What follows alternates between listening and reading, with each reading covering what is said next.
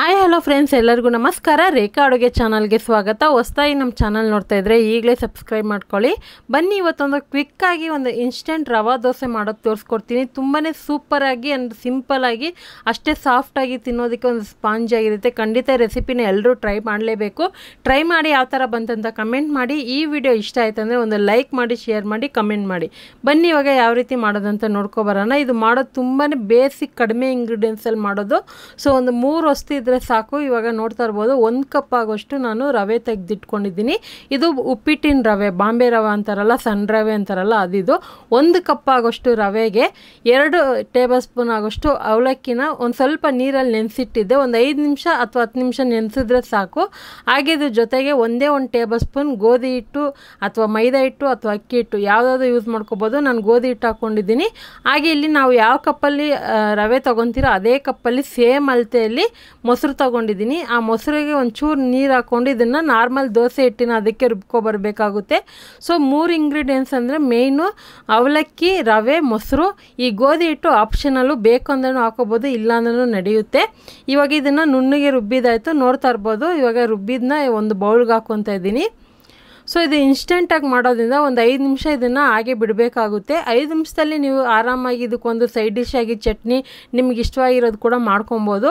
So ಇದನ್ನು ಯಾವಾಗ ಬೇಕೋ ಆವಾಗ ನಾವು ಕ್ವಿಕ್ಕಾಗಿ ಮಾಡ್ಕೊಬೋದು, ತುಂಬಾ ರುಚಿಯಾಗಿರುತ್ತೆ. ಇದನ್ನು 2-3 ಥರ ಕೂಡ ವೆರೈಟಿ ಮಾಡ್ಬೋದು, ಅದು ಯಾವ ಥರ ಅಂತಲೂ ಹೇಳ್ತೀನಿ. ಹಾಗೆ ಇದಕ್ಕೆ ರುಚಿಗೆ ತಕ್ಕಷ್ಟು ಉಪ್ಪು ಹಾಕ್ಕೊಂಡು ಆ ಮಿಕ್ಸಿ ಜಾರಲ್ಲಿ ಒಂಚೂರು ಉಳ್ಕೊಂಡಿರುತ್ತಲ್ಲ, ಅದಕ್ಕೊಂದು ಸ್ವಲ್ಪ ನೀರು ಹಾಕಿ ಅದನ್ನು ಹಾಕ್ಕೊತೀನಿ. ತುಂಬ ಲಿಕ್ವಿಡಾಗೂ ಇರಬಾರ್ದು, ದೋಸೆ ಹಿಟ್ಟು ಯಾವ ಥರ ಇರುತ್ತೋ ಅದೇ ಇರಬೇಕು.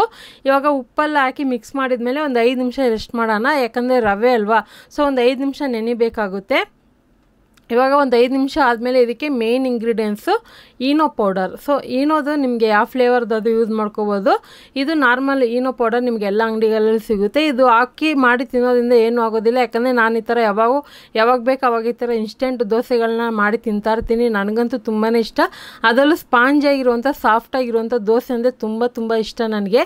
ಚಟ್ನಿ ಆಗಲಿ ಅಥವಾ ಸಾಂಬಾರಾಗಲಿ ಅದನ್ನು ಚೆನ್ನಾಗಿ ನೆನೆಸ್ಬಿಟ್ಟು ತಿನ್ನೋದಕ್ಕೆ ಇಷ್ಟಪಡ್ತೀನಿ.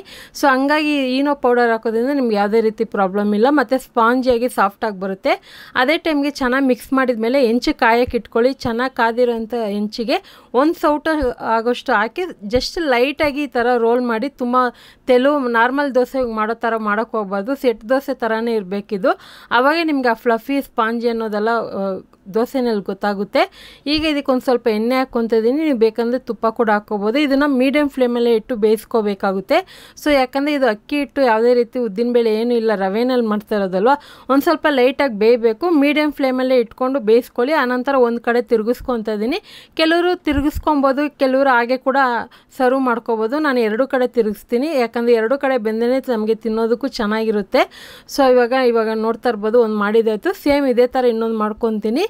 ಈ ದೋಸೆಗೆ ನಿಮಗೆ ಇಷ್ಟವಾಗಿರುವಂಥ ಯಾವುದೇ ರೀತಿ ಕುರ್ಮ, ಚಟ್ನಿ, ಸಾಗು ಅಥವಾ ಸಾಂಬಾರು ಯಾವುದೇ ಕಾಂಬಿನೇಷನ್ ಆಗಿದ್ರು ಸೂಪರಾಗಿರುತ್ತೆ. ಅಥವಾ ಬೇರೆ ಇದ್ರ ಮೇಲೆ ಒಂದು ಸ್ವಲ್ಪ ಈರುಳ್ಳಿ, ಕ್ಯಾರೆಟು, ಕೊತ್ತಂಬರಿ ಹಾಕಿ ಕೂಡ ಮಾಡ್ಕೊಂಡು ತಿನ್ಬೋದು, ಅಥವಾ ಮೊಟ್ಟೆ ಕೂಡ ಹಾಕಿ ಮಾಡ್ಕೊಂಡು ತಿನ್ಬೋದು, ಅಷ್ಟು ಚೆನ್ನಾಗಿರುತ್ತೆ. ಖಂಡಿತ ರೆಸಿಪಿನ ನೀವು ಕೂಡ ಮನೇಲಿ ಟ್ರೈ ಮಾಡಿ. ಹಾಗೆ ನಿಮಗೆ ಯಾವ ಥರ ಬಂತಂತ ಕಮೆಂಟ್ ಮಾಡಿ. ಈ ರೆಸಿಪಿ ಇಷ್ಟ ಆಯ್ತು ಅಂದರೆ ಲೈಕ್ ಮಾಡಿ, ಶೇರ್ ಮಾಡಿ. ರೇಖಾ ಅಡುಗೆ ಚಾನಲ್ನ ಸಬ್ಸ್ಕ್ರೈಬ್ ಮಾಡ್ಕೊಳ್ಳಿ. ಈ ವಿಡಿಯೋ ನೋಡಿದ್ದಕ್ಕಾಗಿ ಎಲ್ರಿಗೂ ಧನ್ಯವಾದಗಳು.